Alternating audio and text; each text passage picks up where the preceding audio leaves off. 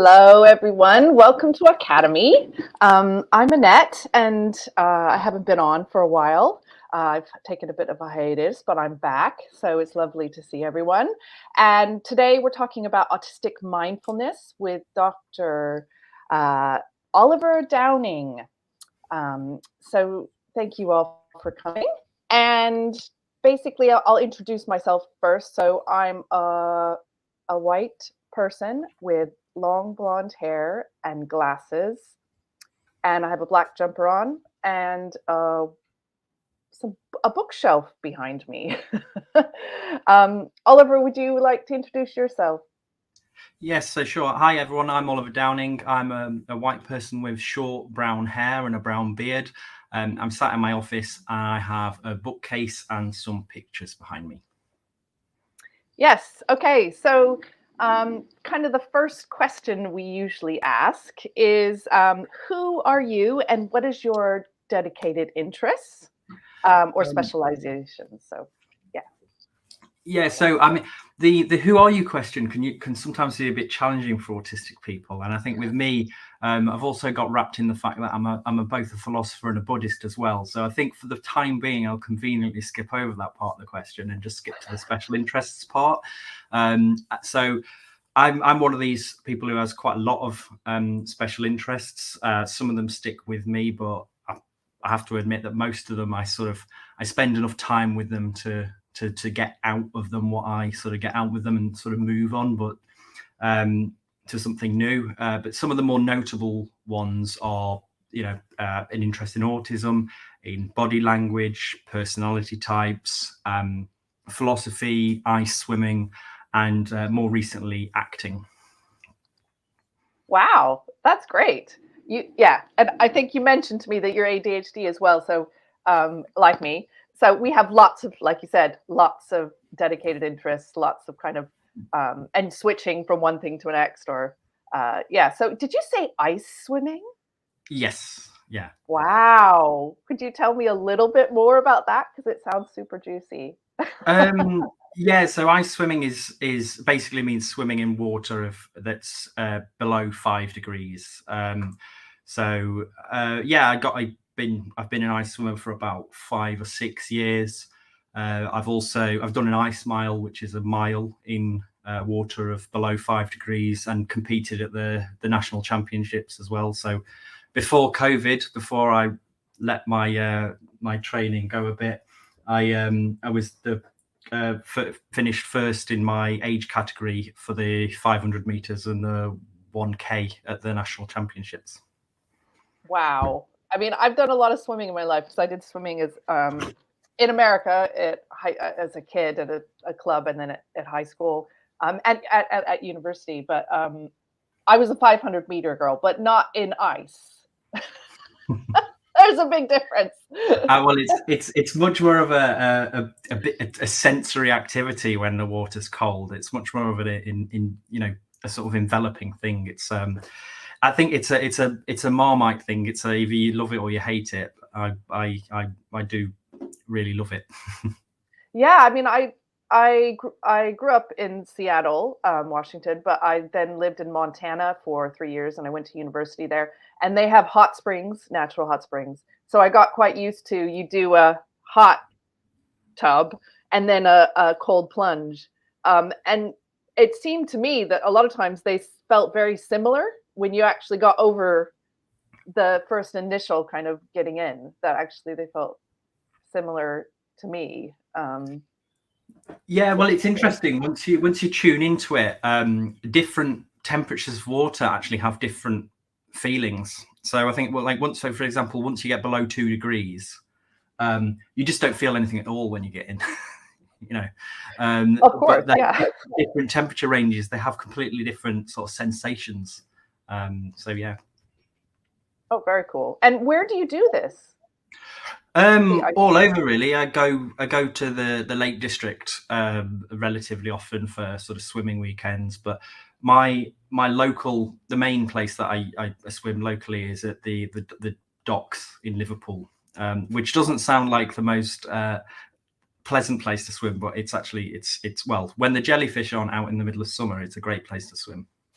Yeah. Oh, that's great. Yeah, I do a lot of swimming in Whitstable, which is, yeah, a little bit different, but similar, I'm sure. And we do have jellyfish as well. Okay, so the next question is actually, when did you discover you were autistic? But I already know that this is part of your PowerPoint presentation. So do we want to just move on to that? Oh, let's see. Yeah. Fun fact, humans don't have receptors to detect water. Some animals do. So we can't feel wetness. That's why you can't tell if your washing is dry or cold. Ooh, that's quite interesting. Fun fact. I don't know where can I came from. Yes. Okay. So yes, you can take it away, Oliver. Sure, great. Because can you see my screen up there? Yep, we can see it. I Great. can see it at least. Great. Okay, so yeah, hi everyone. So I began to suspect that I was autistic and sort of researched autism from around the age of 12, alongside learning how to read body language and analyze behavior and profile people's personality types and stuff, which I didn't realize at the time, but obviously in retrospect were all masking behaviors that I was sort of doing to survive, basically. The reason why I've got this as part of my slides is because I don't really have a simple answer to this question, because I suggested it to various people in my life number of times. So in my early teens, in my late teens, in my early 20s, mid 20s, and I was sort of dismissed each time, really. And so the reason why I mention that is because for me, I feel like I almost had two identities growing up, an autistic one and a non-autistic one. And that to me, the metaphor I use is that they're almost like two sides of a zip. And obviously through things being challenging in life, there's sort of the both sides of the zip were damaged. And when I got the diagnosis, it was almost like zipping them up together, but also fusing them at the same time, if that metaphor makes sense. So they kind of sort of fuse together. And I think what's really important to express about that is that I came in and out in terms of my identity as an autistic person. And it was a matter of having to build the confidence up over a number of years and over a number of times of sort of openly identifying as autistic and being sort of dismissed by people before I had the confidence to go for a diagnosis and really definitively get that confirmation. So with that said, I'll just give you a bit of an intro of who I am in terms of my professional background. So I spent a decade in academia. My main field was the philosophy of love, but my research also covered a wide area of topics, sort of including analytic and continental philosophy, psychoanalysis, structural linguistics, pure maths, politics, and psychology. So it's a bit of a difficult one to define.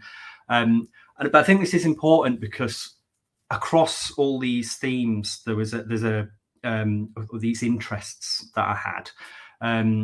Was a perspective that's called dialectical materialism. I won't explain it because it will take too long. So I hope you're okay with me just dropping that term and moving on.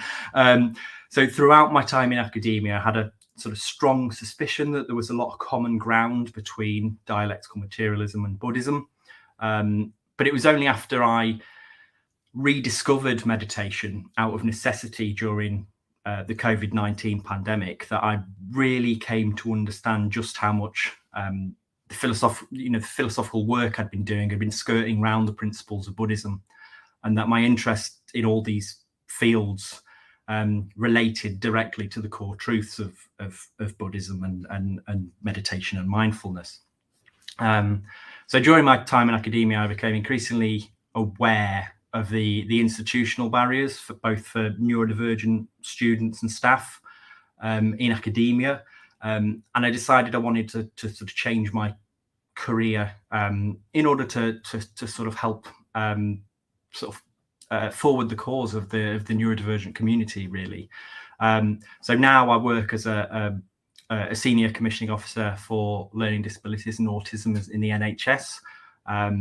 But it's important for me to say that I'm not speaking in that capacity today. I'm speaking in a personal capacity as an autistic person with knowledge of Buddhism and mindfulness, as well as autism and neurodiversity.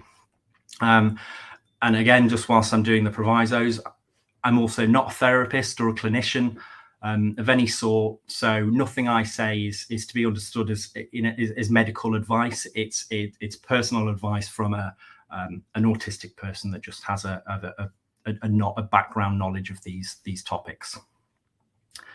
So again, whilst we're speaking about pragmatic things, I just want to speak briefly to the significance of trauma to what I'm going to speak about. So as I'm sure a lot of people know, autistic people have an elevated likelihood of experiencing trauma and the lasting impacts on mental health relative to the general population. So it's estimated that 40% of people of autistic people experience PTSD at some point. Experiences which non-autistic people may not experience as traumatic can be traumatic for autistic people due to a number of reasons, like sensory differences not being recognized or accommodated, which can lead to sensory trauma, in validation trauma, as well as all sorts of other things. And also processing time can also have an impact, which means that sort of multiple traumas can have a more profound impact on autistic people because they can have a cumulative effect. Because another life challenge can come before the previous ones been dealt with, essentially. So trauma is one of those areas where it really pushes our understanding between how separate the mind and body are, and I feel like it's only just getting the sort of air that it deserves at the moment, well, in the past few years anyway. And so when it comes to what I'm going to talk about today, neurodivergence and mindfulness, one of the most important aspects of trauma to understand is how it manifests in the body. So one of the central outcomes of meditation is an enhanced awareness of the body. And this can be something that can awaken trauma that is stored in the body. So you can have particular life experiences that they might relate to a particular part of the body, or they may, for whatever reason, it could be a random reason, or there could be some logical reason for it, that certain traumas get identified with certain parts of the body. So that it's important to proceed with caution when beginning meditation. If you have any reason to believe that meditation could unlock any kind of trauma. So I wouldn't want anyone to take this as a reason not to explore mindfulness, but I do want to mention it as a caution against jumping in the deep end without any support, and also to flag it up so that in case, if you do experiment with mindfulness and meditation and you do come across problems, that you've got that awareness there in advance. And just in case that is relevant to anyone, there's a couple of book recommendations that I've got. So Judith Blackstone's book Trauma and the Unbound Body looks specifically at how the relationship between the mind and the body when it comes to trauma, and has a lot of mindfulness based practices that are around working with trauma. And Don Barlow's Recovery from Complex PTSD is both a highly accessible book and user friendly in its overview of PTSD, but it's also one of the few books to focus specifically on complex PTSD, and because of the nature of common traumas that autistic people have, and the impact that it can have, complex PTSD is more relevant to the neurodivergent population than it is the general population. Most texts miss the mark when it comes to, they're usually written in too high a register, or they're not laid out in a very user-friendly way. But this book, Don Barlow's Recovery from Complex PTSD, really nails that, in my view. So if you or anyone in your life you suspect that complex PTSD is a factor, I can't recommend that book higher. And also there's an Aucademy talk, Angela Kelly's talk on autistics, trauma and access to therapy, which might be helpful to look into as well. So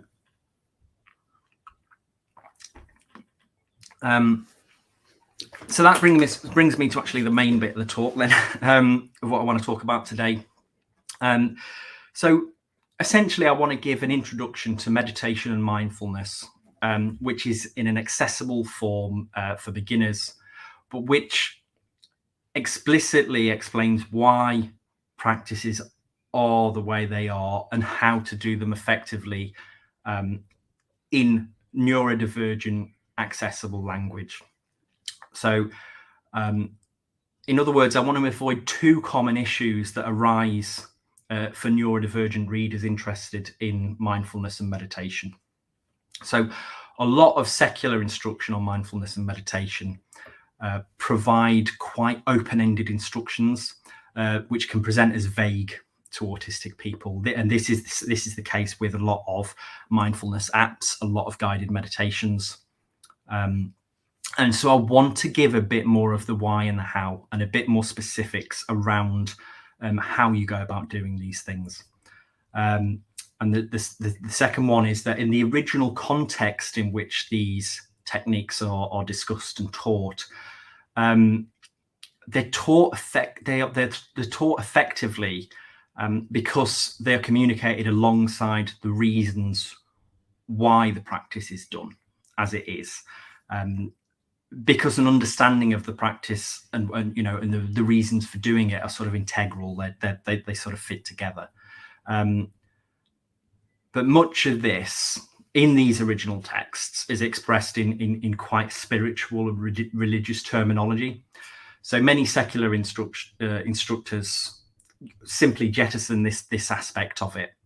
And so what you get is you either get the religious texts that aren't particularly accessible, or you get the secular contemporary texts which are accessible to neurotypical people but not very accessible to neurodivergent people. So I want to re-include some of the how and why of these to try and make mindfulness meditation a bit more accessible. And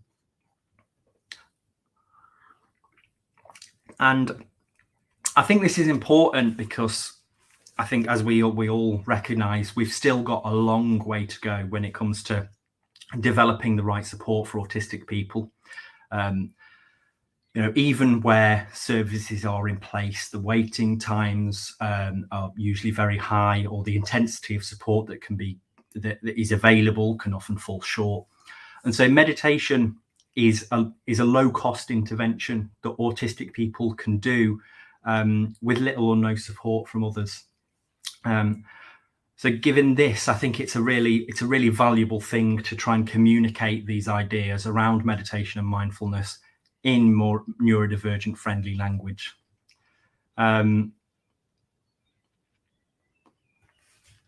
So as I've somewhat suggested, there are aspects of mindfulness that neurodivergent people can find challenging. So aside from the vague instructions, there are challenges around interoception, around proprioception, that can also that could mean instructions that are accessible to neurotypical people aren't particularly accessible to a neurodivergent audience. So I hope to give at least some initial guidance and some signposts to some other resources to give people a good starting point. And in order to do this effectively, I'll also give you a good indication of some of the benefits of mindfulness for neurodivergent people, as well as the reasons why these practices can be particularly beneficial for neurodivergent people. So I'm going to explain the aims of mindfulness and describe a broad range of mindfulness practices, and I'll indicate how to take mindfulness beyond meditation, into the rest of your lives, essentially. So importantly, I'll also give some advice based around personal experience on how to practice these things safely, whilst also getting the most out of them. So before I launch properly into the mindfulness discussion, I just want to make a brief note around terminology. So I've titled this talk Neurodivergence and Mindfulness because a lot of what I'm going to discuss is relevant for people with all types of neurodivergent profiles. Nonetheless, I'm speaking largely from personal experience. So autism and to a lesser extent ADHD are the most relevant neurotypes to what I'm discussing. So given this, I might switch between the terms autism and neurodivergence and their variations, as if they may sound interchangeable the way that I use them, but I just want to make clear from the outset that I'm not using them interchangeably, that there is a difference there, and I'm just selecting what seems to be the most appropriate word for each instance, but that it is important to recognize that neurodivergence is a broader thing than autism, and I wouldn't want to give that impression because it sometimes is used in that way.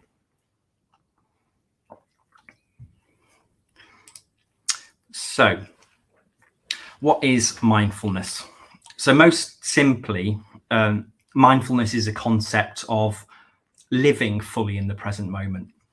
And I know that might sound like a difficult, not the most practical description, but it's the most accurate. So whilst this is fundamentally a very simple notion, it has had a significant impact upon psychology, psychotherapy, and Western society more generally, especially over the past 2 decades or so. Its impact has been so significant because this very simple notion gets at something that's very core to the human experience. So, and that is that essentially, as human beings, we add unnecessary suffering to our lives by living in the past and or the present at any given time, and or the future, sorry, at any given time. So mindfulness, living in the moment, seeks to restore our natural balance, to enable us to live fully in the present moment. So aside from this very simple definition, mindfulness can be difficult to define, and it's further complicated by the additional term of meditation, which provides ample opportunity for confusion. So to put things simply, many things can be done mindfully,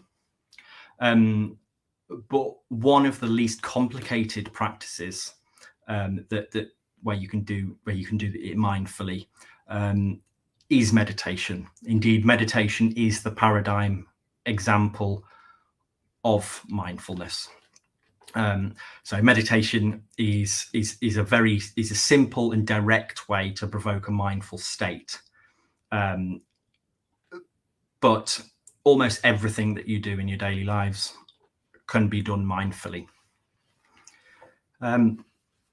So there's a strong connection between, just for those who may already have this framework there in the background, there's a strong connection between mindful or mindfully done activities and flow states we achieve when we are writing or competing in sports, or anything that gets us into that kind of flow state, really. But there's an important distinction to be drawn as well, so that, you know, and like I say, any activity can be done mindfully and have a meditative impact. These qualities, however, aren't intrinsic to these activities. It isn't as entirely possible for them to be done unmindfully. So mindfulness, in other words, has very little to do with the activities themselves, and is instead all about how one approaches them. So so essentially, it's doing something mindfully is about doing it and doing it fully within the present moment, and experiencing it as much as it's possible to experience it. And so even with, you know, banal daily tasks like washing the dishes, you know, washing the dishes can be a valuable mindful activity if we fully embrace the experience in the present moment, and drop any attention we might otherwise give to the past or future, or any kind of distractions like a podcast or a television on in the background, or anything like that. So whilst anxiety can often have, you know, very valid foundations in the present moment, the reason why we talk a lot about the past and the future is because most anxieties that we have, this is less the case for autistic people, I would say, than the neurotypical people, but most anxieties that we have are in some way connected with the past or the future, and dwelling in either the past or the future too much, and not being in the present moment. And these anxious thought processes have a tendency to be habit forming, and our attempts to resist them can get us even further entrenched in anxiety. And I'm sure that anybody who's ever struggled with anxiety, that is a familiar a familiar cycle. And to make things worse, what tends to happen is, when we have these unhelpful habits and these unhelpful thoughts and these anxieties, is we come to be attached to them. So we identify ourselves with them to a large extent, and we start to see ourselves as largely those anxious thoughts, those those challenges, those difficulties, and become central to who we are. And when they become central to who they are, they cut us off from living in the present moment. And so this is why so many of us have beliefs that we'll be happy when we get a particular car, or we'll be happy when we get on the housing ladder, or we'll be happy when we achieve a certain career goal. The basic idea of Buddhism is that allowing ourselves to be alienated from the present moment means that we allow our minds to control us and contribute to suffering, and make our experience of our lives less happy, less content. And so the objective of mindfulness is really simple, in returning us back to the present moment, to not eliminate suffering, but to reduce it.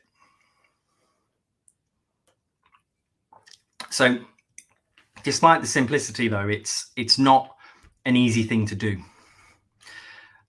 Anxious patterns of thought are increasingly difficult to resist, especially in our contemporary world. So, without realizing it, we often micromanage our actions to a surprising degree. So even with banal tasks such as making a cup of tea.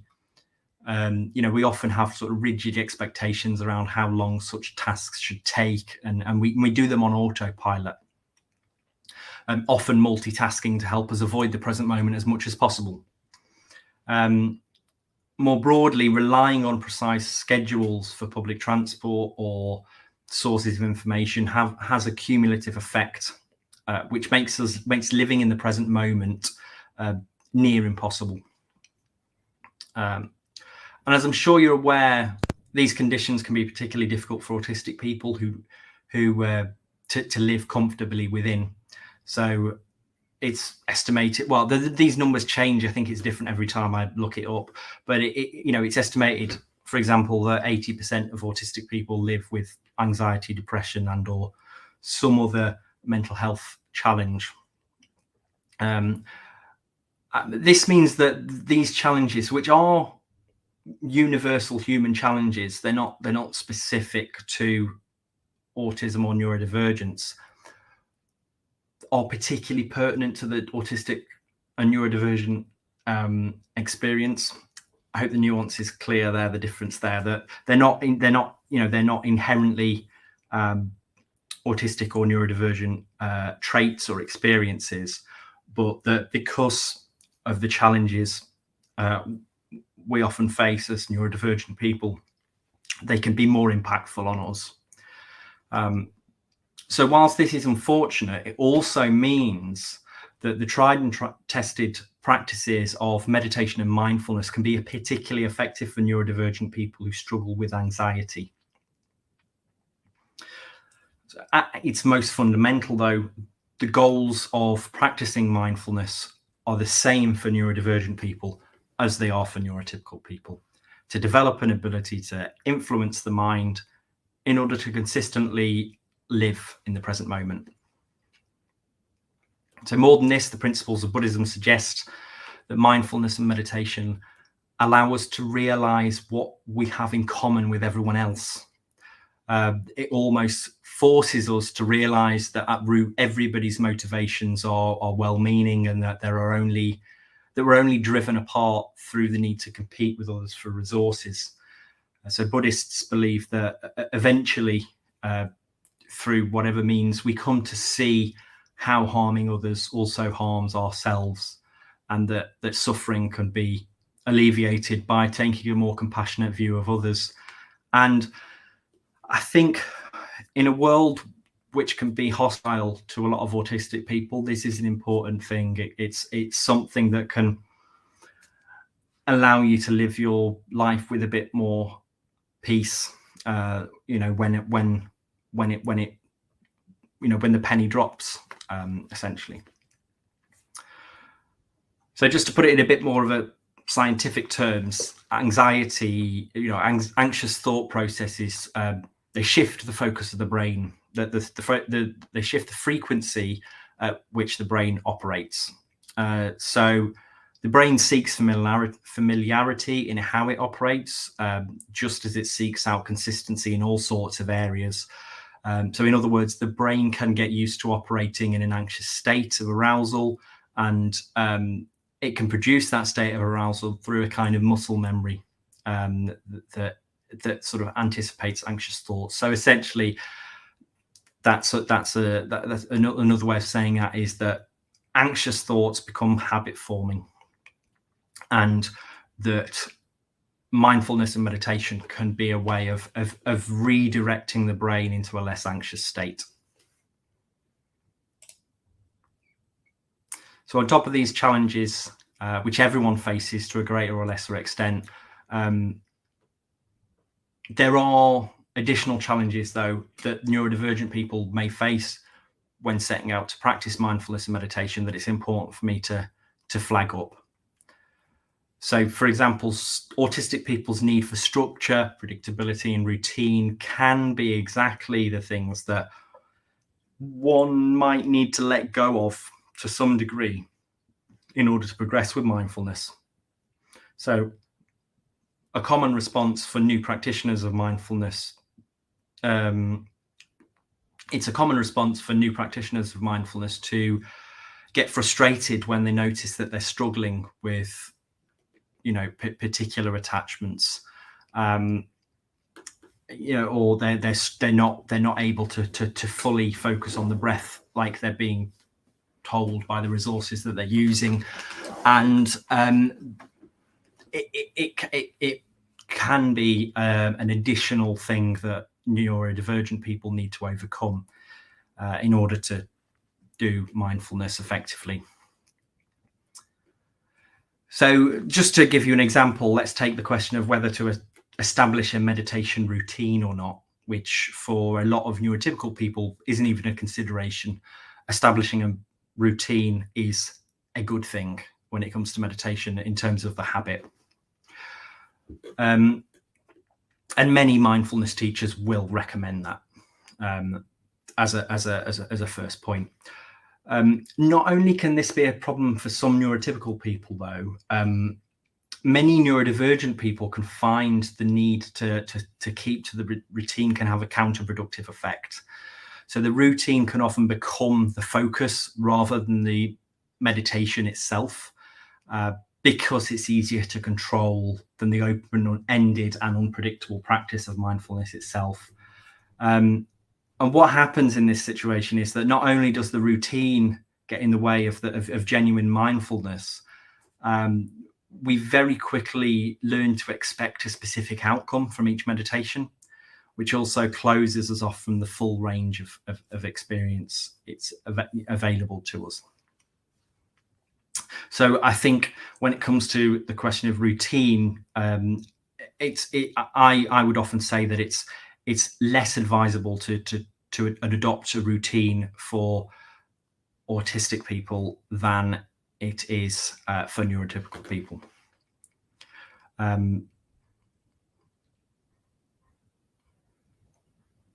So, of course, the same ways of thinking that lead to anxiety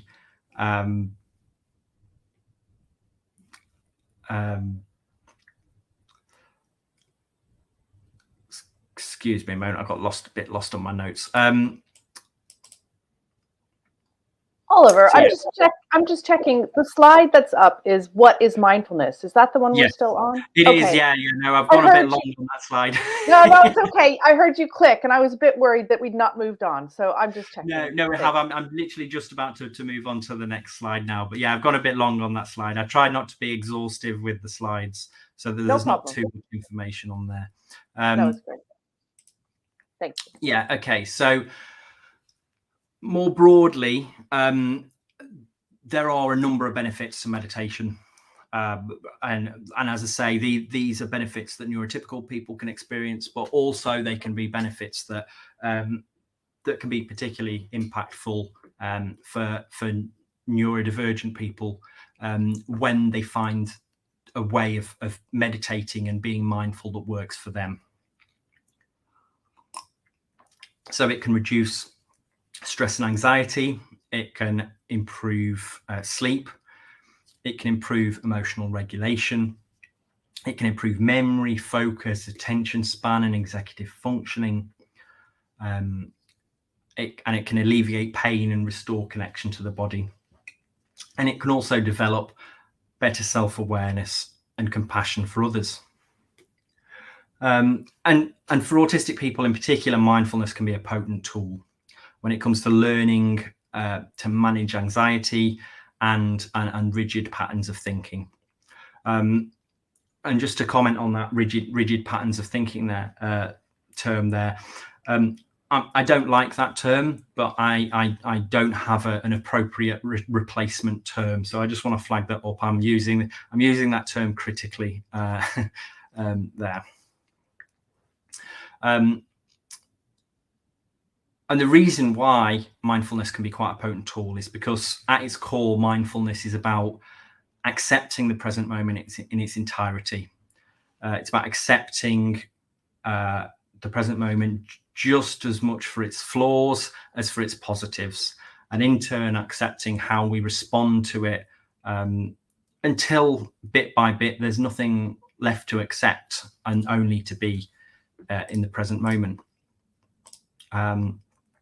So there's a bit of a long quote here. Apologies, it's not best looking slide, but there's a quote here by Eckhart Tolle from the book The Power of Now, which I think quite well explains these what I'm talking about here. So he says, whatever the present moment contains, accept it as if you had chosen it. Always work with it, not against. The present moment is sometimes unacceptable, unpleasant, or awful. It is as it is. Observe how the mind labels it and how this labeling process, this continuous sitting in judgment, creates pain and unhappiness. By watching the mechanics of the mind, you step out of its resistance patterns, and you can then allow the present moment to be. This will give you a taste of the state of inner freedom from external conditions, the state of true inner peace. As soon as you honor the present moment, all unhappiness will struggle and dissolve, and life begins to flow with joy and ease. When you act out of the present moment awareness, whatever you do becomes imbued with a sense of quality, care, and love, even the most simple action. When the compulsive striving away from the now is what Eckhart Tolle calls the present moment. When the compulsive striving away from the now ceases, the joy of being flows through everything you do.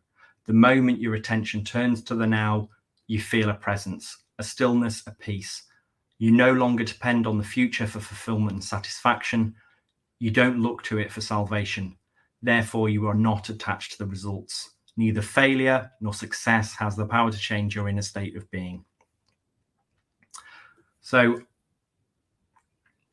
whilst I think that's a really brilliant quote for demonstrating what the present moment is and what the impact of living within the present moment can have on the mind, I think it's important for me to clarify here straight away that the way that Tolle expresses this is quite hyperbolic. It's as if as soon as meditation and mindfulness clicks for you, you're going to be enlightened and you're never going to have a problem again in your life. And it's simply not like that. Yes, mindfulness can be a potent experience when it clicks for you, but it's not something that's going to produce instant enlightenment. Otherwise, the world would be a very different place. So, on the contrary, meditation and any other mindfulness-based activity is just like any other activity you need to practice. It's about training the mind into more preferable habits. Just as weight training trains muscles to tolerate larger loads so that you become stronger, this principle of progressive overload applies just as much to the mind as it does to the muscles. And I've got another quote from Tolle here that sort of expresses this. So Tolle says, when a thought subsides, you experience a discontinuity in the mental stream, a gap of no mind. At first, the gaps will be short, a few seconds perhaps, but gradually they will become longer. When these gaps occur, you will feel a certain stillness and peace inside you. This is the beginning of your natural state of felt oneness with being, which is usually obscured by the mind. With practice, the sense of stillness and peace will deepen. So, whilst mindfulness is a practice which requires effort, it requires a special kind of effort. So, firstly, there are many activities we may practice just to become expert practitioners in them. So whilst mindfulness isn't like that. Mindfulness is something that every moment that you are mindful is just as valuable as the other. You're not. Yes, you may get better as you go on, but because you're living in the present moment and not the future, you're not building towards some future time when you're 10 times better at being mindful. So whilst a deeper state of mindfulness is something it would be nice to experience at some point in the future, the nature of mindfulness and the present moment means that any amount of connection with it, the present moment that is valuable in its own terms. So just to reiterate this, say if we thought about playing guitar as similar here, those moments when you're just learning to play the scales or you're just getting over the pain on your fingers, are just as valuable as, you know, Jimi Hendrix playing at his height. They're one and the same thing, because that's what the present moment is. And secondly, just as I've indicated there, as Toller indicated in that quote, the effort involved in mindfulness isn't an effort to do with something.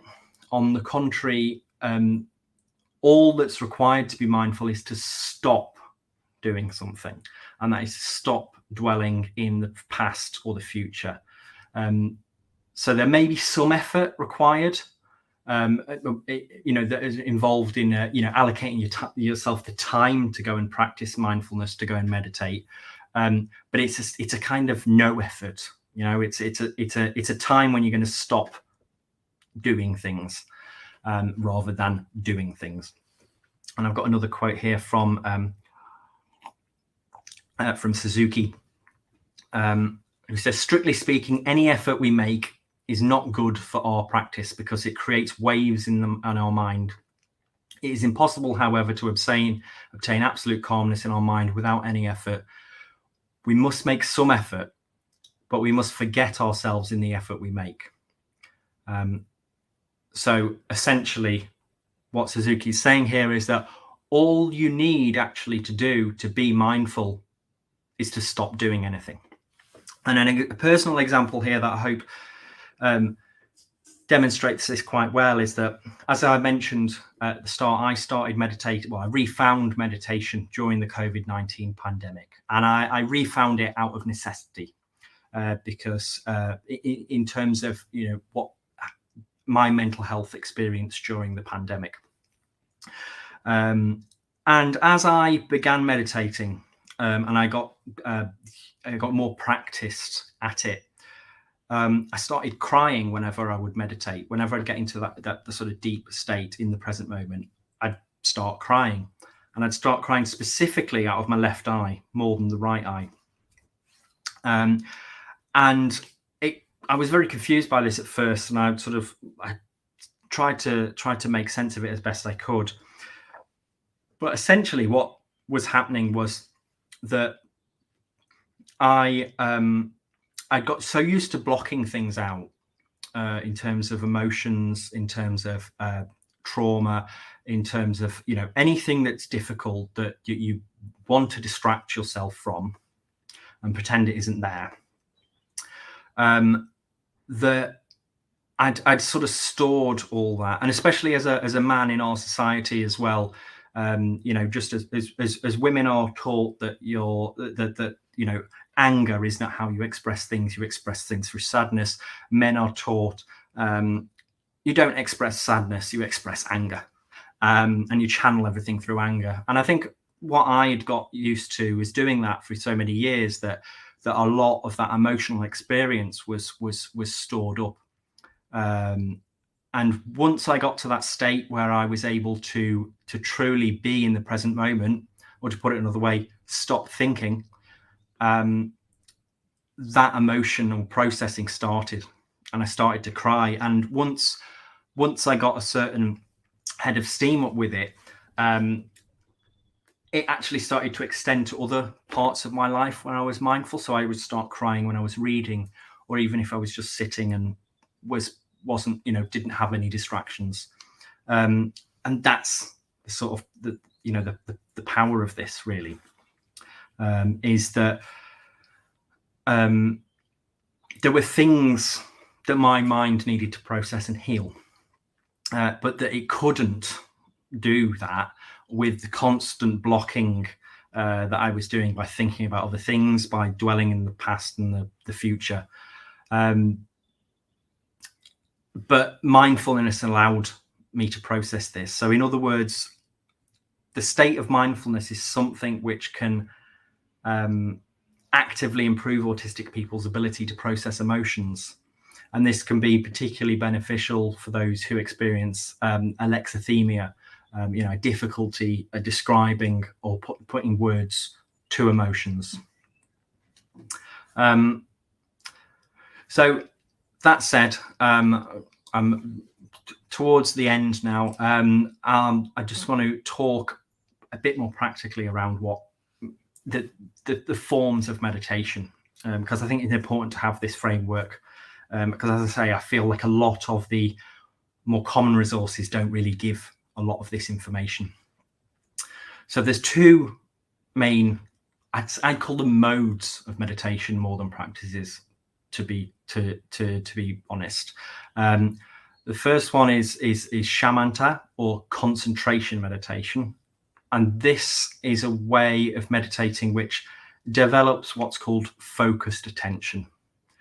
But to put it in the most simplest way, it's the meditation that focuses on calming the mind, on just stopping thoughts and allowing yourself to be in the present moment and free your mind up. And this is sometimes done in preparation for what's called vipassana, or mindfulness meditation, or insight meditation, which focuses more on developing what's called a resting awareness, with a view towards insight arising in the mind during meditation. So there's a lot of terms I've thrown around there, just because I think it's helpful to give that framework up front. But the important thing to take away is that there's two forms of meditation. One that's called shamatha, which is about calming and training the mind, largely by focusing on the breath, which is a preparation for what's called vipassana, which is where insight or wisdom arises in the mind. So it's where you discover things about yourself, about the nature of perception, about the nature of reality, that just emerges when you sit for long enough in a mindful state. And so there are some crossovers between shamatha and vipassana practice, or and they're largely the two sides of the same coin. So there are other forms of meditation, visualization, chanting, walking, stuff like this, that are different to the way that this is categorized here. But these meditations have they've got a shamatha or vipassana emphasis, if that makes sense. So and they can be done in different ways. And a lot of modern techniques actually just combine. They're quite eclectic. They kind of shove a lot of different techniques all together in the same thing, which again I think isn't the most helpful way of doing things for people that are coming to these things new. So importantly, whilst meditation is in many ways the paradigm case of mindfulness, almost anything can be done mindfully, as long as we absorb ourselves fully in the present moment. It's this absorbing ourselves fully in the present moment that's the important thing. And these things can be everyday activities, such as mindful dishwashing, mindful cooking, or mindful walking. Again, just to give you another quote, I apologize for the amount of writing on these slides, but it seemed like the best way to sort of organize this. So Toller writes, in your everyday life, you can practice mindfulness by taking any routine activity that is normally only a means to an end and giving it your fullest attention, so that it becomes an end in itself. For example, every time you walk up and down the stairs in your house or place of work, pay close attention to every step, every moment, even your breathing. Be totally present. Or when you wash your hands, pay attention to all the sense perceptions associated with the activity, the sound and the feel of the soap, the movement of your hands and the scent of the soap, and so on. Or when you get into your car, after you close the door, pause for a few seconds and observe the flow of your breath. Become aware of a silent but powerful sense of presence. So that's the everyday activities. On the other hand, more extreme and unusual activities which we encounter or even seek out can also be experienced mindfully.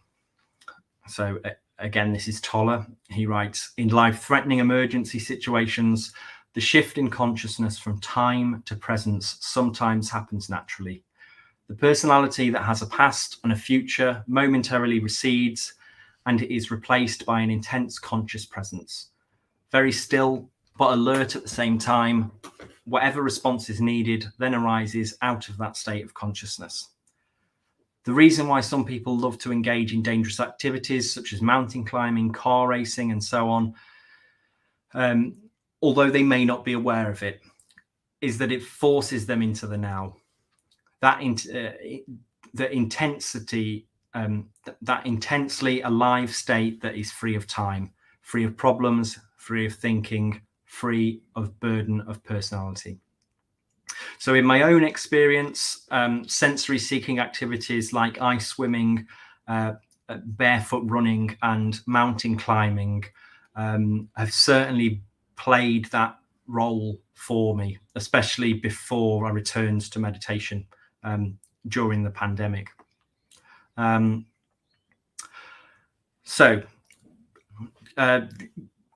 Really getting down to the practical advice now, there are a few more specialist mindfulness practices which I haven't yet mentioned, but it's really important to discuss. And these specifically are body scans and visualizations. So many guided meditations include body scans and visualizations, and they can be challenging for neurodivergent people due to sensory differences. So firstly, if you're doing a guided meditation, don't feel the pressure to do body scans or visualizations if you don't want to, feel you can't, but also don't feel the pressure to do them within the time frame of that guided meditation either. Because many neurodivergent people will need more time to complete these exercises due to processing time and sensory differences. And it also might take longer to build these skills up. You might need to keep at meditation and mindfulness longer in order to really get used to how they work and how, what it really feels like when you're doing them well. So my personal recommendation would be to recommend sticking with more breath focused meditation in the first instance, and building up to these techniques once you've got a real solid basis in focusing on the breath and having a calm mind and being in the present moment. That's when you can add more of the body scan and the visualization aspects. For this reason, because a lot of guided meditations are quite strict in terms of how they're structured, I'd also recommend transitioning to unguided meditations as soon as you can. Because as a neurodivergent person, the way in which you need to approach these aspects of mindfulness will almost certainly need to be different, and you'll probably need to experiment in order to find what works best for you. So when it comes to these things, especially when body scans, given what I said about trauma at the outset, take as long as you need to learn these things, and stop if you find them frustrating or if they bring up any difficult memories or experiences. So here's the exciting bit when it comes to neurodiversity and mindfulness. So there are many stims and other autistic behaviors which themselves are very amenable to being done mindfully. So say, for example, one of the key mantra-based meditations are a key part of certain Buddhist traditions. And these can be a great option for people who are particularly predisposed towards echolalia. You may find that you're doing mantra-based meditation without really realizing it when you're doing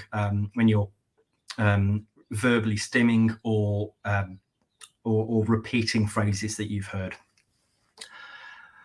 Humming meditation as well can be great for those who verbally who verbally stim. Humming meditation is one of these things that is, I think it can be one of the more silly looking things when you look at it from the outside, but it's a really powerful thing. I think some yoga classes may have a period of humming at the end, and for anyone who's ever experienced that, it's a really powerful thing to feel in the room when you've got a room full of people humming, and there's just something about it that can be really it really can produce a mindful state, quite a powerful deep one very quickly. Spinning in circles as well, or whirling or rocking, can also be forms of meditation. And in fact, in Sufism, that is a key part. So I wanted to get an image of this, but I obviously overlooked to do it. That if you think that there'll be an image of your mind. If you search for Sufism or Sufism meditation, you'll get an image of people spinning in circles for very long periods of time, and they do that specifically because the spinning in circles is quite a meditative mindful process.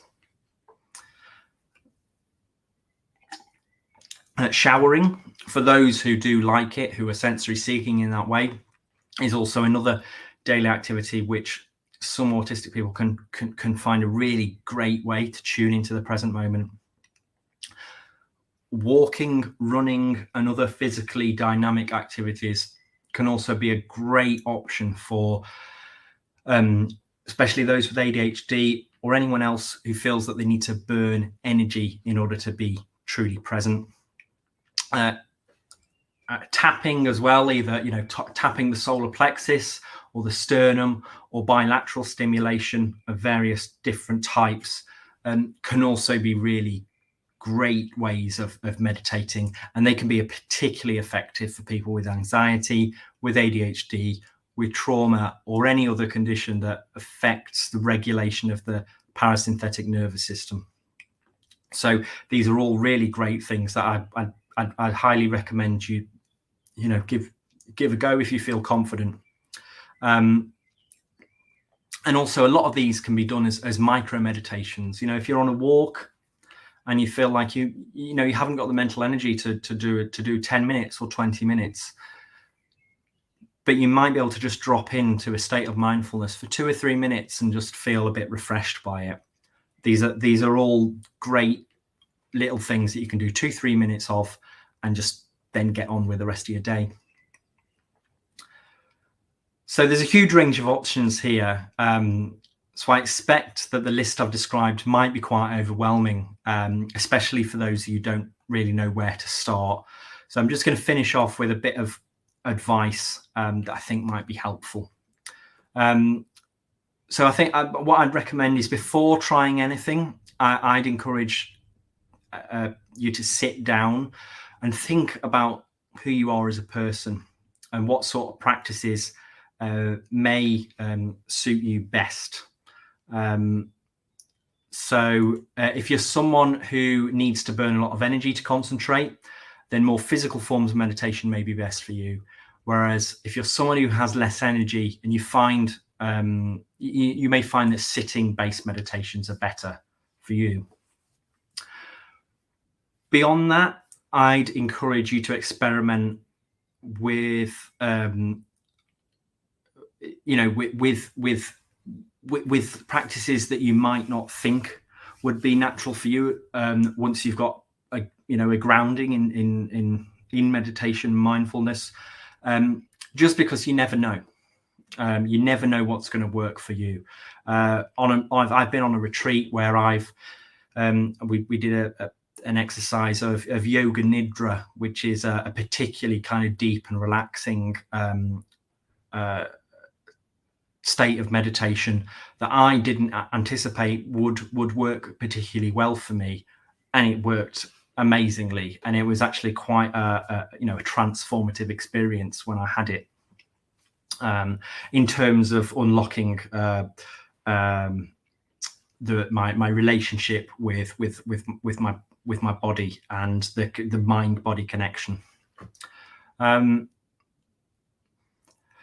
Importantly, though, if you can manage to do even just a few minutes of sitting meditation where you focus on your breath or another type of anchor like a mantra or a physical sensation like your heartbeat, I'd highly recommend that you try and incorporate some of that into your practice.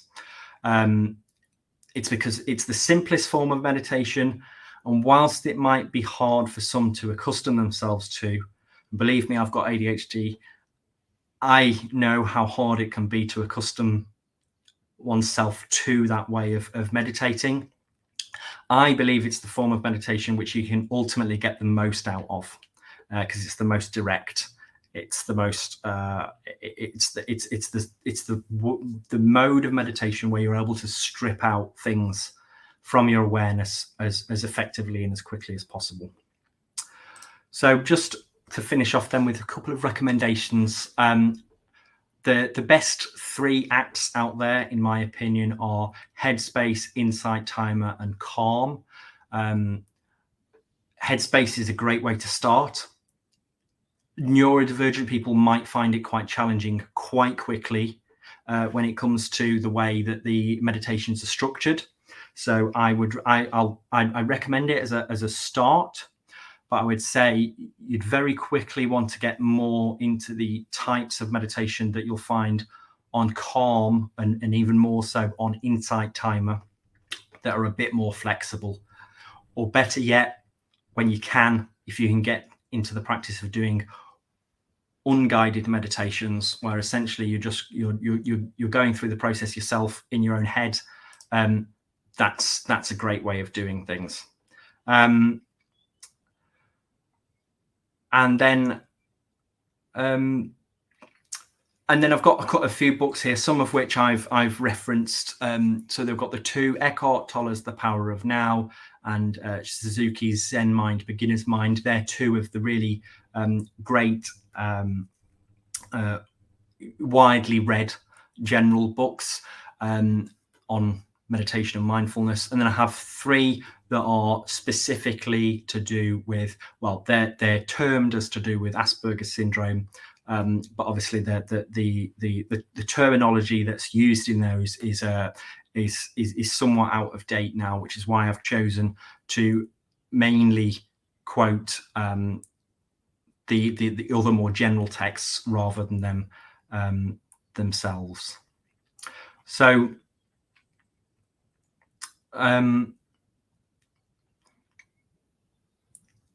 yeah, the most important thing, just to finish, is in my view, is to not view it as a chore or a tick box exercise. It will feel like a chore sometimes, but 95% of the time, even when it does feel like a chore to start, it usually ends up being quite pleasant by the time you finish, and you can often leave a meditation session feeling more clear-headed and productive than you went into it with. And this is where one of the sort of often the heavily quoted Zen quotes around meditation is that you should sit in meditation for 20 minutes every day. Unless you're too busy, then you should sit for an hour. Because often when you've got a very busy day and you need a really focused mind, taking that extra time to be more mindful can often be the more efficient way of doing things. So meditation encourages you to be slower and mindful, but it generally improves your efficiency and your clear, your ability to see things clearly. And where it doesn't improve your efficiency, it generally makes you happier, or at least more content, and able to tolerate challenges that might come your way. And anything else is a bonus, essentially.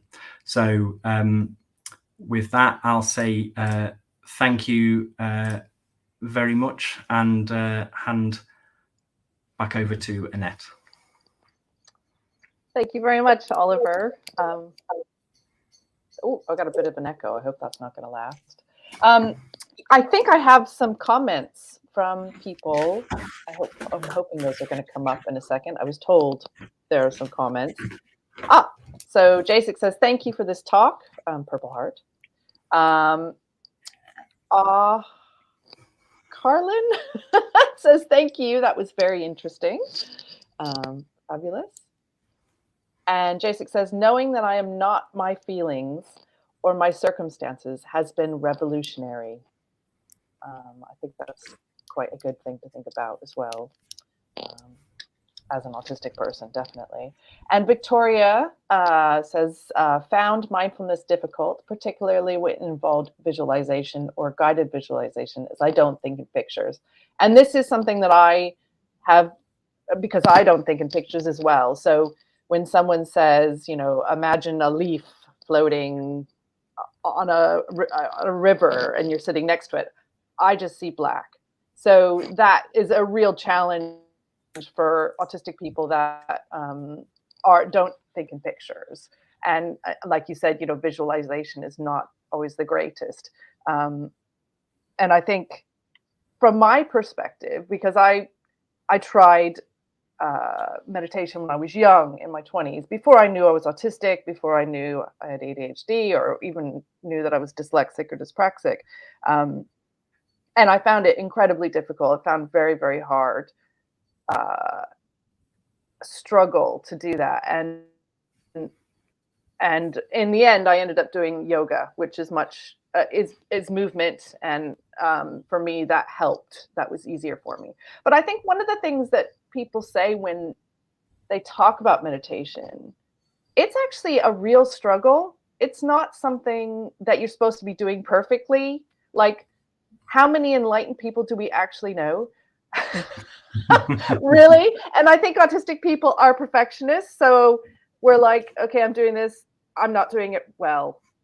You know, I'm doing this bad. I can't do this, you know, and actually that takes over a lot of times. And actually, for me, I think I didn't really totally get meditation until I started using Headspace. And that's, for me, some people don't like Headspace, but I did. I needed constant reassurance that I was struggling and that was okay. That actually, you know, I'm not, you know, as soon as I'm not thinking. And then the thinking comes back. Or, oh God, I've gone off on a whole tangent on purple people eaters, you know, and I'm supposed to be meditating, you know. And, you know, I don't think that's talked about enough a lot of times when people talk about meditation. How much it's basically a process of constantly going back and forth. It's not something where you're like, maybe after years and years of meditation where you're like, and I think that needs to be, I think for autistic people, that really needs to be brought to the forefront, and you know, being very, very clear about how difficult actually it is. And I think there's definitely room to have kind of an autistic retreat on mindfulness and meditation, because there's lots of things that need to be adapted and explained and really, and it's not going to work for everybody. Yeah, well, I mean, just to come on to that, because there is a really important principle that people talk about when it, you know, if you go and meditate for an hour, even if you're very experienced, and you're not going to be mindful for that entire hour. You are going to have thoughts, you know, encroach on you, even as a very experienced meditator. And I hesitate to put a number on it, but you know, like you know, even for the experience, a large period is going to be spent thinking when you don't want to. Good way to understand what mindfulness is, and it's something that's often repeated, is that you're mindful only in the moment that you realize that you weren't mindful just a second ago. So if you ask yourself the question, am I mindful now? in that instant, and that instant only after that question, that's when you're mindful, because it's only for a second. The point is, it doesn't have to be perfect. In fact, it isn't supposed to be perfect. These difficulties are supposed to be there. In the Zen tradition, they talk about the weeds of meditation practice, that the weeds are there and you should be grateful for them, because you know, they are what enriches your practice. You know, if they weren't there, there's no space to grow. And so, yeah, so I mean, you started off by saying about you know, how many enlightened people are out there, sort of thing. I mean, my personal view is that there isn't, you know, enlightenment isn't something you can attach to a person. It's a state that you can attain in a moment, and it is literally that moment where you're mindful for that second. And that even though it may not be perfect, even though you might spend a lot of time still in the meditation session thinking, those few moments, even if they're only seconds, are incredibly valuable. And that's what you're after. You're never after perfection, because life's not perfect. Yeah, I mean, even in those quotes, there's a few that said the enlightened person, and I just think, you know, there's seconds of an hour if you were to meditate, or, you know, if you're on a walk, one thing I do is just say, just be, to myself. You know, that's my mantra. And even if I'm just being, when I'm saying just be, that's helpful to me. You know, that calms me down. You know, look at the trees, look at the water, you know, feel the wind, you know, all those things help me kind of just take a deep breath. And that's really incredibly helpful to me. And not thinking about, you know, I'm going to have these expansive amount of time where I'm not thinking at all, because that just doesn't happen. And I think people don't talk about that enough, that, you know, how much of a struggle meditation is, and how much you're constantly, you know, going back and forth with, you know, maybe having a moment of flow state. And I you know, you talked about flow state as well. And that is very related to a monotropic mind, which is quite interesting. And a lot of, you know, autistic people think much more monotropically, or think, you know, have a more narrow attention tunnel, and possibly could, you know, like you said, benefit from meditation, because, and be quite good at that. It's more likely that a lot of autistic people can do that in relation to their dedicated interests, which is, you know, when you lose track of time for hours and you're just focusing on that one thing. And that's kind of, you know, that flow state does relate to mindfulness a lot, I think. And a way that people can go, oh, that's the feeling. That's what it is. Yeah, exactly. And it's that, and I think what's important about a flow state is that you don't feel that you're in a flow state when you're in the flow state. You feel that you've been in a flow state when you come out of the flow state, and you go, oh, hang on, what have I been doing for the last 3 hours? It's the same thing with mindfulness. When you're struggling with your thoughts, that's fine. You know, mindfulness isn't about overcoming those problems. It's not about overcoming your thoughts. It's about learning to accept them and just sort of be with them. And the difficulties are there's a life that those difficulties bring. So just briefly, because I think this is a helpful example to illustrate it. When I was on a retreat a few years ago, I really love animals and nature, and there was a sort of a herd of cows in the field next to the retreat, and I really wanted the herd to come close to where I could see them, you know, because I didn't want to go in the field and disturb them. And I just had so many missed encounters over the week I was there, week and a half I was there. I had this really powerful transformative meditation session. towards the end, and I went outside. I sat on the step as we were having a break, and I looked over, and the herd of cows were coming just at that moment. I had that lovely moment where I was able to sit there and go, in a really peaceful, mindful state, there are the cows, brilliant, now I can enjoy it. Just at that moment, a DHL van appeared in the other side, door open, music blaring, to sort of come in, causing disruption, to chaos, really, to what was a very calm space. And what I felt in that moment was actually that I was able to, I laughed and I cried at the same time, and I was able to experience both the immensely pleasurable thing at the same time as experiencing the disruption, but also the beauty and the chaos of the DHL van. And that's what it is. It's that ability to let things be, to sit with them as they are and experience the negative and the positive as two sides of the same coin.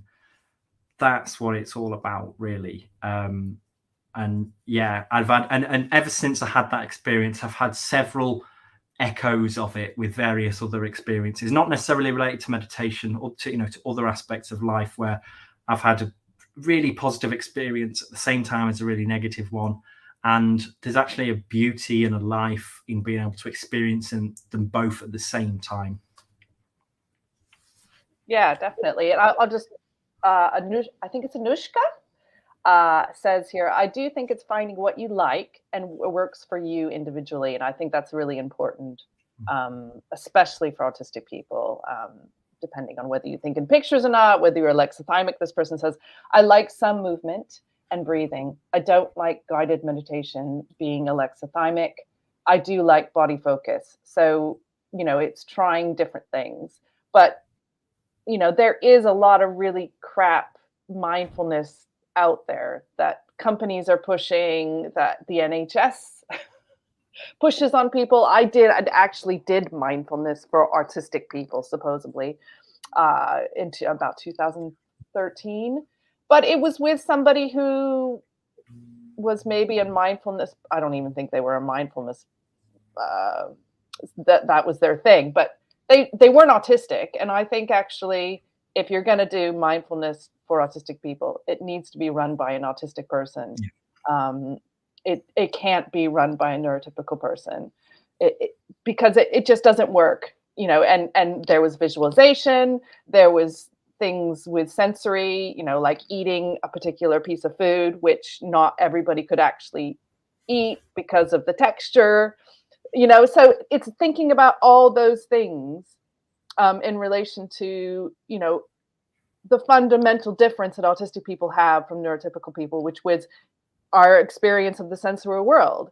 And ultimately, we are more accustomed to mindfulness in some ways than neurotypical people are, because we really fully experience the sensory world, unless we completely, it's so much that we have to disassociate from that. But which a lot of autistic people experience. And I think, but we do have that capacity to see the beauty in things and see the things that other people don't see and hear the things that other people don't hear.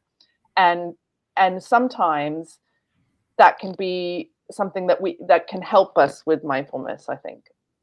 Yeah, absolutely. I mean, I think, just coming back to Anushka's comment, I think that it's a really important principle to take with you for all aspects of life, really, when you're an autistic or any other kind of neurodivergent person. That if a neurotypical person is telling you to do something, telling you how to do something, and telling you it has to be in a certain way, you know better. And that you may have to find your own way. You may have to, if somebody, I've tried to say, if you can, try with the breathing, sitting meditation, because, like I say, there is a certain simplicity to that if you can do it, it can be very freeing. But if that doesn't work for you, that doesn't work for you. You find the way that works for you, and even if it looks odd to other people, you know, it works. And that's and ultimately, as I say, that's what all this that I'm talking about is about. It's about acceptance. It's about accepting things are going to be the way they are, and what's the way that I can do this? And for some people, that can be running or lifting weights, you know, and that's just as valid as sitting in silence in lotus position. Yeah, and here we have Cara, who says, I'm PDA and extremely self-conscious. Meditation so far works me up into more distress. And I have to say, I've supported autistic people since 2017, and I've heard this from a lot of autistic people. I critique the process and words and notice how it's not working or I'm not working, even as I try to give space to thoughts or let them pass. My inner monologue rages. And I think that's why I kind of, or me and Chloe, I don't know, maybe it was me. I can't remember. I think it was me, but just came up with mindful stimming because it's something that autistic people have in common. And it's something to focus on that we already do. I already constantly, you know, you talk about ritual, you know, do the same thing over and over again. While you were talking, I was doing this. Like, you probably couldn't see, but I'm sure people can notice that. But to really fully do that and listen to every sound and try to feel the object and think about that object fully was in a lot of ways one of the only ways I could meditate for a long time. But that could be something that you could try. I think there is a session where we have some mindfulness where I do it on one of the sessions on stimming. We could probably put that up for people, but we'll let you talk. But also, I mean, there's other things as well, like, you know, just mindful coloring. These things that allow you that are quite focused on reconnecting with your inner child, especially when you have a lot of it. Because I don't want to give the impression that like I found meditation and everything's perfect. You know, like that's not. You know, that's absolutely not the way it works. I experience all these difficulties, and I imagine that there's people that are sort of globally known that might give the impression that they're more peaceful, more enlightened than they are, but they have those difficulties just as much as everyone else does. And that as autistic people living in what's largely an unjust society that a lot of times doesn't treat us particularly well, those kind of inner rages that can be there, and they can be very dominant. And what I would say to that is it's if it feels like it's something that you don't want to do, or it's something that's causing problems, you know, try and find another way of allowing you to sort of access that sort of headspace. And yet at the same time, if you do feel like that you do want to sort of challenge and break on through that, as I say, the point is not to never have those thoughts and to not, and to never struggle with them, and to always have perfect meditation sessions or to be mindful, 24 hours of the day. Those challenges are what enriches the practice, and that just very often, I think this, like I say, I think I said this before, but it's really important. Whatever works for you is what works, and that's all that matters. And if somebody else tries to tell you otherwise, they don't know better because they're not you. Yeah. And I think it takes us longer to get used to things. So I would say if somebody wanted to do something like Headspace, there's minute-long meditation. There's 3-minute-long meditation. Start with that, very little bits of time that then can build up. And it's like you said, it's practice is over a long period of time. But I think this is really important as well, what Victoria is saying. Victoria says, so would it not be better to encourage natural ND behavior, such as stimming, rather than imposing mindfulness practice? And I think there's something to be said. You could do a whole book on kind of encouraging natural ND behavior and how it could relate or, you know, be adapted to other things. And you talked about that, like humming meditation, mantra meditation. I mean, a lot of us, I just say words that I like the sound of over and over, you know. You know, that there is kind of a natural state of autistic people to do those things, but you know, and allowing them to do that and allowing them to like focus on it completely. I think that's quite interesting to think about. Yeah, and especially when it comes to mantra as well. I mean, I can't remember the literal meaning of the word, but it means it's a variation on protection or protector is what the word mantra means. And so essentially what it means is that it's something that you do repetitively in order to block thoughts. It's an activity that protects the mind from thoughts. So actually, yes, mantras, you know, echolalia, verbal stimming, just repeat it or doing the same thing over and over again. These are naturally mindful activities. They are, whether they're recognized as being so or not, they are doing the same thing that sitting down in lotus position is doing. Fundamentally, they're doing the same thing. They might do it in a different way. They might have a different emphasis, but so where you know, Victoria said it'd be better to encourage natural neurodivergent behaviors such as stimming rather than impose mindfulness practices. I would say that stimming and other neurodivergent behaviors are mindfulness practices. They're just not conventional mindfulness practices. They might be our mindfulness practices. They might be something that we have to teach the neurotypical practitioners of mindfulness. So absolutely, I agree with you know, with what you and Victoria have said. Encouraging these sort of behaviors is really important, and I would, you know, wholeheartedly go along with that. I think sometimes the challenge that we might get in there is that, especially for those of us that were diagnosed later in life or identified later in life, sometimes we might not know what the real us is, and you know, we might not know what the real behaviors are. So I do as part of my work, I do some things where I you know, present as an unmasked me. And actually that's really difficult to do, to totally unmask, because you get to a question of actually, what is the real me? Am I, you know, because there's almost layers of masking actually. And I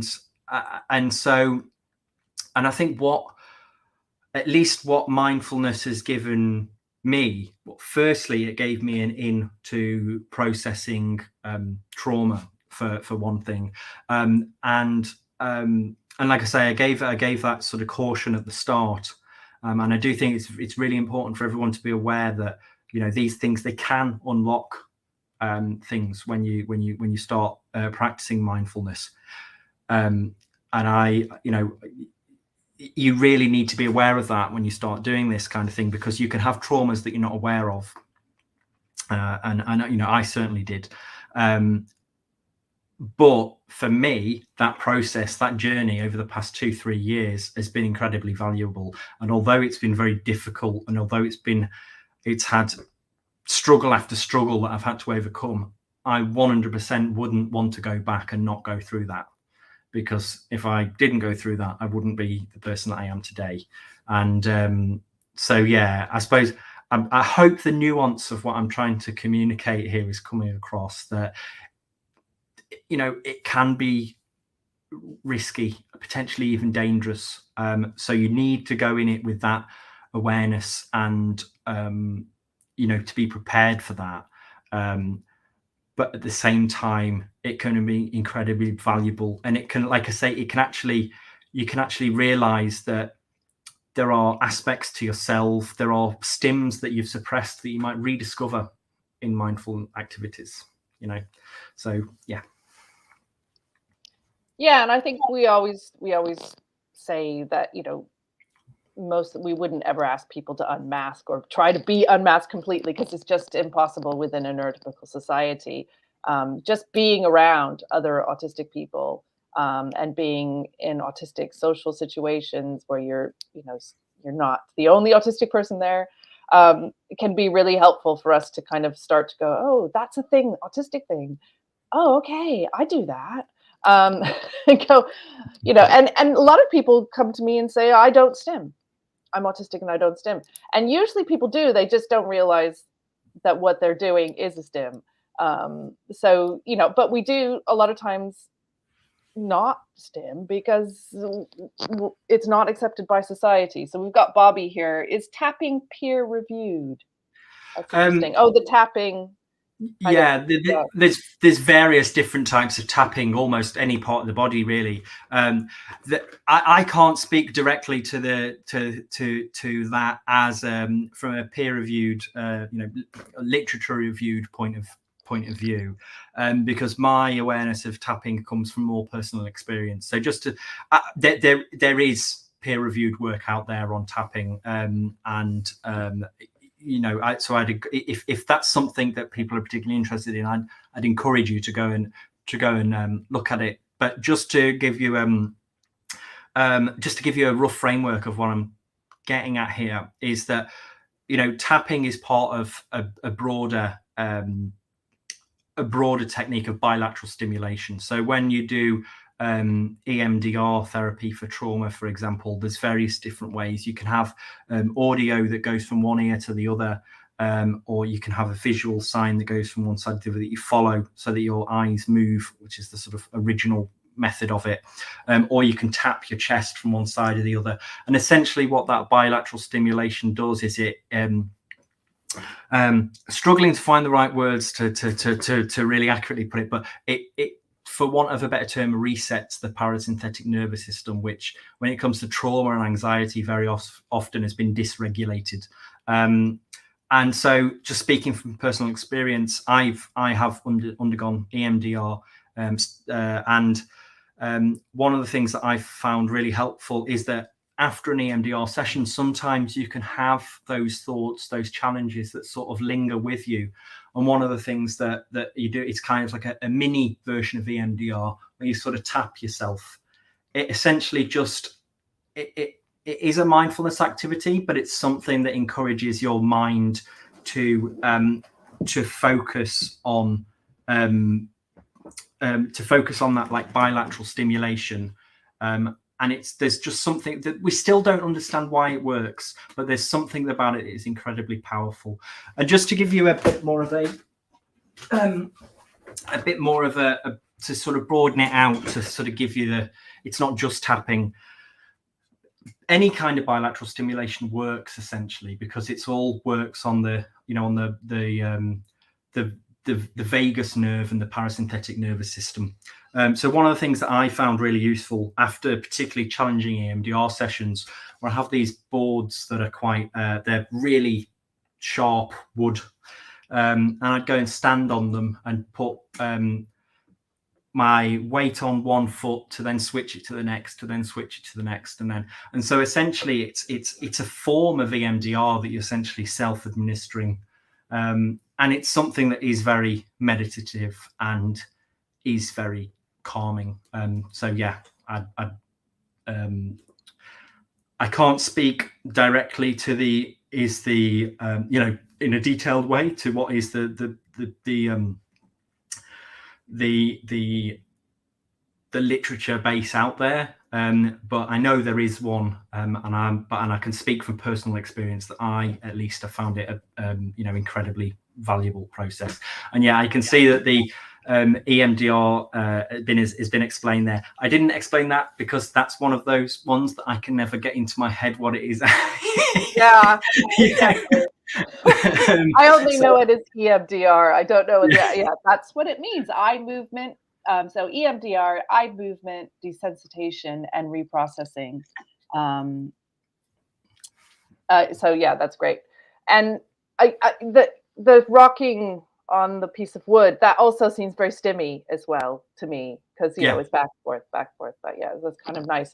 I mean, I have spoken to some autistic people that EMDR just didn't work for them. And once again, if it doesn't work for you, it doesn't work for you. You just got to figure out what works for you. I think this has been a really great discussion. And I actually looked up really quickly online for Bobby. And it says there's 100 peer-reviewed clinical studies on EFT tapping, and a number of systematic reviews and meta-analysis, and something else called randomized controlled trials. So there is quite a lot of literature out there on it.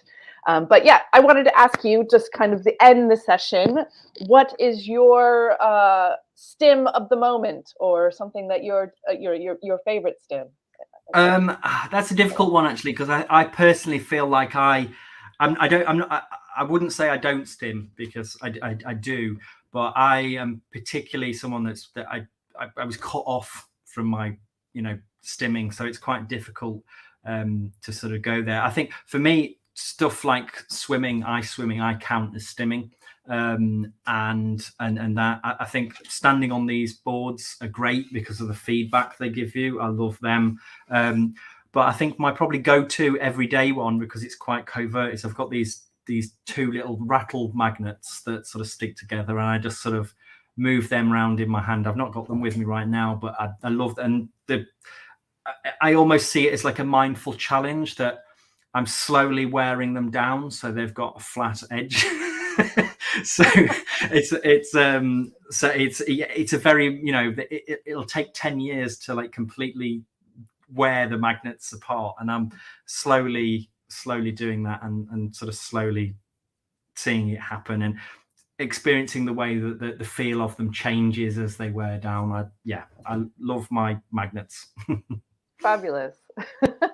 And yes, I'll just talk about one that I know Chloe likes. This is like the cheapest stim object you could possibly get. It's like one of those finger traps, but it's sewn on either end, and it's got a marble inside of it. And it's just super stimmy. You can do all sorts of things with it, and it costs like £1, maybe even less than that.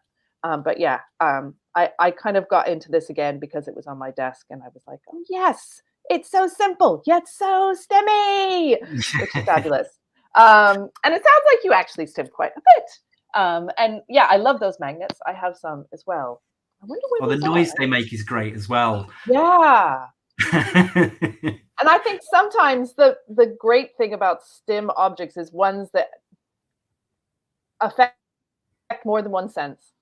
Yeah. So, you got feel, you got sound, texture, all sorts of things like that can make a big difference. And obviously, whatever you're drawn to, you're more likely going to find stimmy things that relate to that sense, or whatever senses you're drawn to. So yeah, thank you so much, Oliver. This has been really interesting, and I think we could do a whole series on this, really, and kind of think about how we can adapt things for autistic people, so it can work, or how we can create new mindfulness from autistic culture, which I think is needed. I think we could do that, and we could teach neurotypical people, how to mindfully stim. I think that sounds like a fabulous idea. Okay, let's see what else. Oh yes, what is your favorite form of potato? I always forget. Oliver, do you have a favorite form of potato? Do you mean like type of potato, or type of preparing potato? Well, I think you can interpret that however you like. I don't know. I don't have a particularly strong preference for one form or another. I think I've, every different. I'm not particularly knowledgeable on types of potato, but I know that different ways of preparing potatoes. I've not got a particularly strong preference in one way or the other. Each house their own, Exactly. And then, or you could just pick something completely different. I don't like potatoes. I like this other thing. And yeah, Bobby says the only potato band who appears a lot as a potato when they're hosting Aucademy socials. I think mine is probably English chips, because, well, American chips are potato chips, but American French fries are really skinny and have no potato, but I do like an English chip because it has an actual potato in it. So I would say that was my favorite potato. Type of potato, there's like furry. Oh, I grew them the other they're like furry something, but they're all like knobbly potatoes, and they're quite cool because they just look funky. But they also taste really nice. And I can't furry apples. I think that's what they're called, furry apples. Actually, now I've had more time to reflect on it. I realise there's a particular type of potato that grows in like central Netherlands that I've had when I've been travelling. I've had chips made with them where they're incredible at having a crispy outside and a really soft inside. So actually, I can't say what the exact name is, but chips made with that kind of potato specifically, I think, are probably the something Dutch something potato. Ooh, I like it. Well, thank you very much, Oliver, for coming on Aucademy today, and thank you all for being here. And we will see you soon. I don't know what's happening next week, but I'm sure it's going to be fabulous. So I would just do the awkward wave and say goodbye to all the Aucademy. Goodbye.